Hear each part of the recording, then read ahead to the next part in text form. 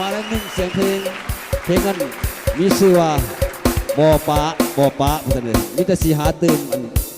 ผู้อยู่เฮือนนะอากระสันเพื่อมือการศึกษาเสียเวลาเนาะถ้าลงสมัครเขายาวเข้าไปเลยว่ะนี่ทางอาจารย์คีย์บอร์ดตึ้มไปเลยว่ะนี่เด้อโอ้มวนน้องกันเด้อปนแตกบรรทานเขาระวงสามัคคีโอ้ยเฮ็ด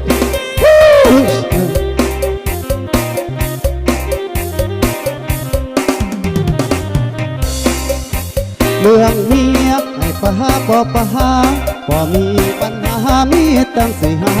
ตื่นเมียจ๋าจะหน้ามืดตึมเฮ็ดตาซึมบอกคอยกะบ่ถอย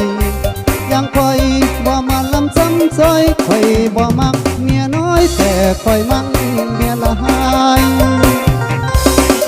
ายสามทีคอยบ่หนีไปใส่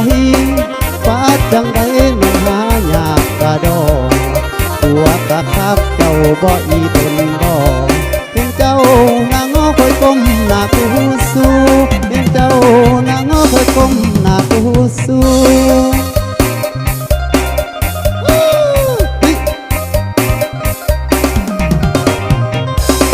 เมียเศร้าดากกะบ่ได้พอเขาเห็นผู้สาวห้ามใจบ่อยู่ยานไหลดีจังเมียคอยนำกูยานไหลดีจังเมียคอยนำกูแต่เราบ่อยู่คอยลอยไปลอยไปแต่เราบ่อยู่คอยลอยไปลอยไป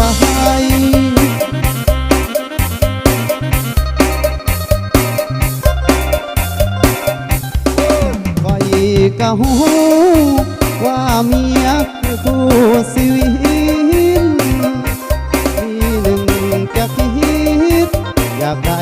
สองสามติดใจเมียหลายคนต้องหลายแนวคิดเศรษฐกินจะเริ่มเข้าไปบ่หูว่าหาเอาเมียใหม่บ่ทันสมัยนำเขาสักเลยบ่ทันสมัยนำเขาสักเลยหักเจ้าละให้อย่ามาไล่คอยนี้แม่นเจ้าตีคอยกะอยู่เฉยๆตากะตายกายกะได้เรียนบาทบ่อีต้นศาสตร์คอยที่เมียเอ้ยคอยบ่ป่าเจ้าดอกเมียเอ้ยบ่ป่าเจ้าเลยมีตั้งสี่ห้าตื่นบ่ป่าเจ้าเลยมีตั้งสี่ห้าคนมวนนะกับพี่น้องเฮ้ยจำแอวดีเด้ทั้งสาพัน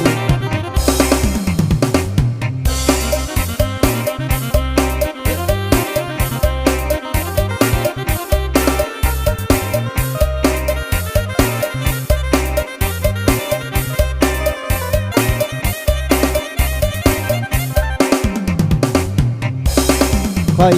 กะหูว่าเมียคือคู่ชีวิตมีหนึ่งจะคิดอยากได้